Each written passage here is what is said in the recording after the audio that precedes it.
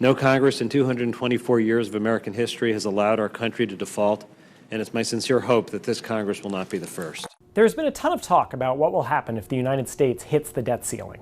So what is the debt ceiling? The debt ceiling is a limit on how much the government can borrow. Congress has the power of the purse.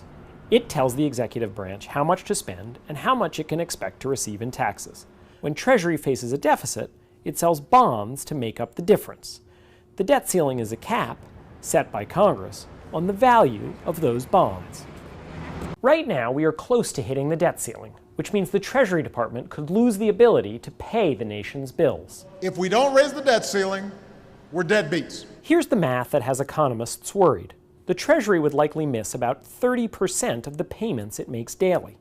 Payments to state governments, Social Security recipients, bondholders, and more. That's bad enough, but what has people really worried is the effect on world markets. If Treasury begins to miss payments, it's what is called a sovereign default. It would mean massive disruption the world over, and we would be at risk of tipping yet again into recession. World markets will be watching closely. Even the threat of a sovereign default could mean worldwide crisis. Investors who have traditionally thought of the United States as a safe harbor could panic. Some analysts fear that a sovereign default might well be worse than when Lehman Brothers collapsed in 2008. Stocks all around the world are tanking. It's an historic day with Wall Street shaken to its very foundation today. Now, Treasury could in theory prioritize payments to bondholders, but that means stiffing federal workers and local governments and might not even be legal.